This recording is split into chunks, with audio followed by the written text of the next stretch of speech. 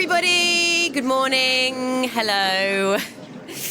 Now, have you ever noticed that when you log on to the internet, you nearly always see adverts for things that you're interested in? Yes?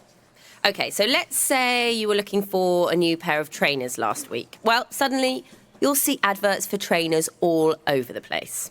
Well, believe it or not, this isn't random. The internet browsers, websites and apps that we use know a lot about us because they monitor how we use their site or app. This way, they can work out what we like and don't like. Clever. So, you've probably heard of cookies. Am I right? Yes? Yeah. Okay. When you visit some sites for the first time, a cookie is downloaded onto your computer that keeps a track on how you travel around the site and exactly what you do. So, the next time you use the site again, your computer will check the cookies and adapt depending on the information it stored from your last visit. With me? Okay. So, without even thinking about it, we give out a lot of information that can then be used to personalise our online experience.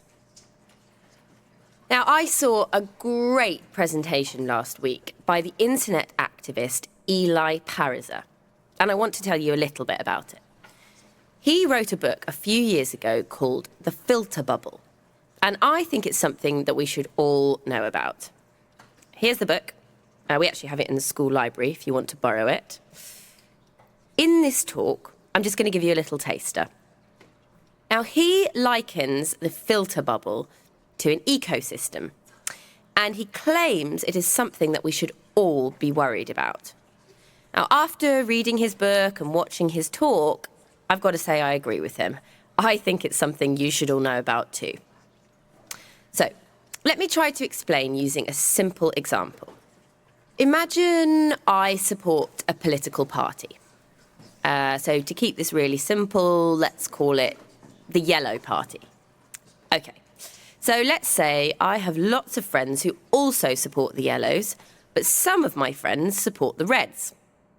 Now, on my favourite social media site, I want to see the posts from all my friends, but I tend to click more on the links that are posted by my friends who support the Yellows, like me, obviously. Even so, I do still want to see what the Reds are posting about. With me? Okay. Now, a few months ago, just before the big elections, I noticed something quite weird happening on my news feed. I noticed that my friends who support the Red Party had almost completely disappeared from the site, and I was only being shown posts from my Yellow friends. Weird. Now, I wondered if all my Red friends had left this social media space and moved somewhere else.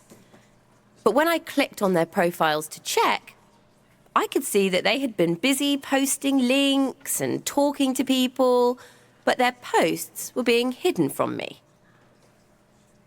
And it's only now I understand why. I know it's because I hardly ever clicked on their posts, and I didn't interact with them so much. So the social media site itself had decided for me that I wasn't interested in their posts. So they decided not to show them to me. Now, this is an example of what Eli Pariser means by the filter bubble.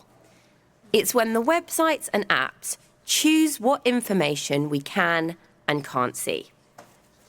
Does that make sense?